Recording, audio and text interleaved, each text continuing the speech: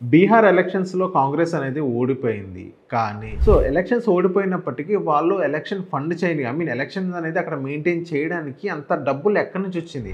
ఇప్పుడు కాంగ్రెస్ అనే కాదు చాలా అపోజిషన్ పార్టీస్‌కి అన్ని వేల కోట్లు గాని, అన్ని వందల కోట్లు గాని డబ్బులనేది వాళ్ళకి ఎలా వచ్చింది? ఇక్కడ మీకు సింపుల్ లాజిక్ చెప్తాను. ఇండియాలో ఒక సెక్షన్ ఉంది 80GGC అని చెప్పేసి. ఆ సెక్షన్‌లో ఏంటంటే ఏదైతే ఇప్పుడు మన ఇన్‌కమ్ ఏదైతే ఉందో అందులో మనం ఎంతో కొంత మన టాక్స్ అనేది మేము పే చేస్తాం. ఫర్ ఎగ్జాంపుల్ నాకు ఒక 30 లాక్స్ అనేది నాకు ఇన్‌కమ్ వచ్చింది. అందులో నేను ఒక 5 లాక్స్ అనేది నేను ఇన్‌కమ్ టాక్స్ అనేది పే చేయాలి. ఇప్పుడు నాకు ఇన్‌కమ్ టాక్స్ అనేది పే చేయడం అనేది నాకు ఇష్టం ఉండదు. నేనేం చేస్తానంటే ఒక 18 లాక్స్ అనేది ఒక పార్టీకి అనేది నేను డొనేట్ చేస్తాను. డొనేట్ చేసిన తర్వాత ఆ పార్టీకి నాకు మంచి ర్యాపో ఉండిద్ది, మంచి రిలేషన్ ఉండిద్ది. ఏదైతే 12 లాక్స్ మీద ఏదైతే నాకు ఇన్‌కమ్ ఉందో దానిపైన నేను ఒక టాక్స్ కడతాను ఒక 1 లాక్ వరకు. ఇక్కడ ఏంటంటే ఒక పార్టీతో నాకు మంచి రిలేషన్ ఉండిద్ది. ఆల్రెడీ ఇన్‌కమ్ ట్యాక్స్ కూడా నేను అక్కడ పే చేశాను. అండ్ నెక్స్ట్ అదే పార్టీ ఎప్పుడైనా రూలింగ్ లోకి వస్తే నాకు మంచి మంచి ప్రాజెక్ట్స్ వస్తాయి.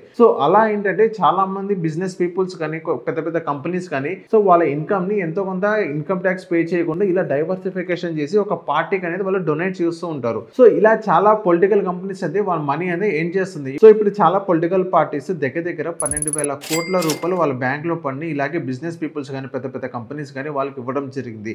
అందుకనే పెద్ద పెద్ద కంపెనీస్ కి మంచి మంచి ప్రాజెక్ట్స్ వస్తున్నాయి గవర్నమెంట్ నుంచి. ఇంకోటి ఏంటంటే గవర్నమెంట్ అనేది కరప్షన్ తగ్గించడానికి ఈ సిస్టమ్ ఈ సెక్షన్ అనేది తీసుకురావడం జరిగిందని చెప్తుంది. నిజంగా కరప్షన్ తగ్గించడానికి ఈ సిస్టమ్ తీసుకొచ్చారా లేకపోతే ఇంకా కరప్షన్ పెంచడానికా అనేది మీరు కింద కామెంట్ చేయండి.